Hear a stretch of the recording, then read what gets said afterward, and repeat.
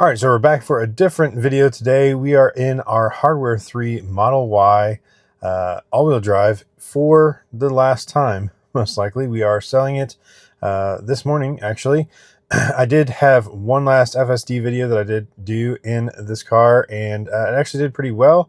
But unfortunately, the microphone did not work, so it's going to take me a little bit longer to get that video out, and I'm going to have to basically talk over the video instead of it being the voice and audio in the video as it's actually occurring. So we will have that in a bit, but right now I wanted to talk about the Model Y here and how we've had it for about 4 years, actually right at 4 years, and it's been a great car. However, it is a HW3 Model Y, and we wanted to take the opportunity to transfer the FSD that we purchased outright on this vehicle and transfer it to a new Model Y. So we got a new Model Y, and there were a few regrets that I have about this HW3 Model Y, and some of them are, first, we purchased it at the peak of the prices for Teslas right there in 2022.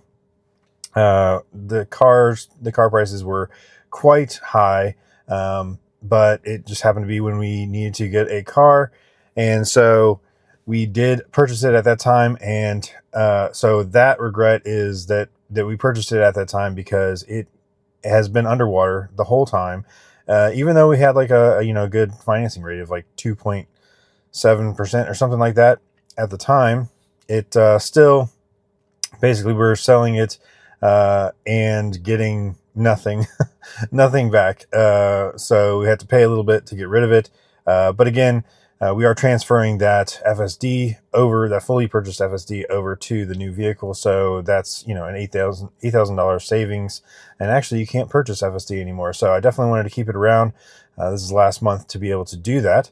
So it was very expensive when we got it.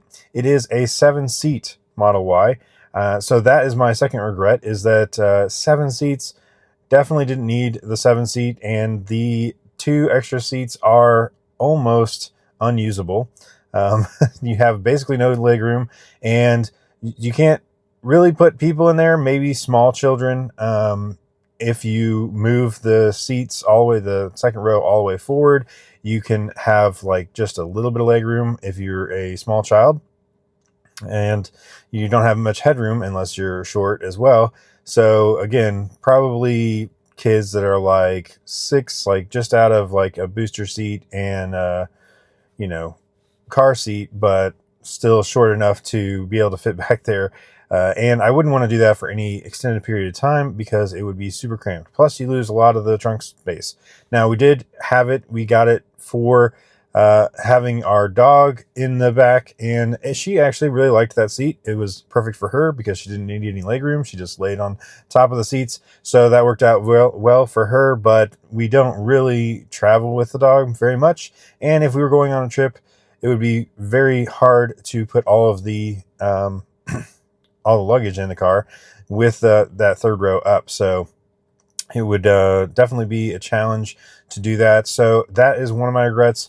I don't think it was worth I think it was $2,000 more. I can't remember actually now how much it was. But they do have the 7-seat option again now, so we could look that up.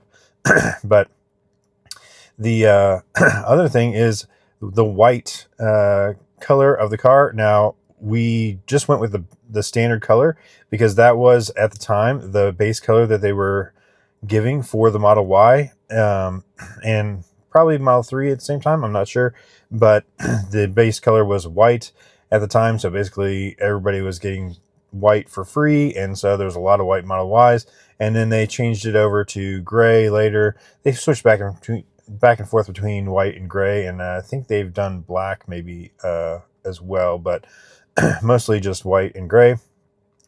But I never had a white car before, and I regret that because it always looks dirty. Just never looks clean. So that is one thing that was not great about it. However, scratches and stuff don't really show up very well either. So I guess there's some pluses to that, but Mostly, I just didn't like the fact that it looked dirty all the time. The gray ones definitely hide the dirt more on them. The other regret that I have is getting the upgraded wheels. So we did get the 20-inch wheels instead of the 19-inch wheels. They do come with less range, which for me is a big deal. I always care about the range on road trips. I want to have the best range possible and also the lowest cost of refueling the vehicle. It's, if you have 325 miles of range versus 300 miles of range based on just those wheel change outs, I do like the looks of them a lot better, but to me it was not worth the first of all, you had to pay an extra $1,000, I believe, for the wheels, as well as losing that 25 miles of range or so.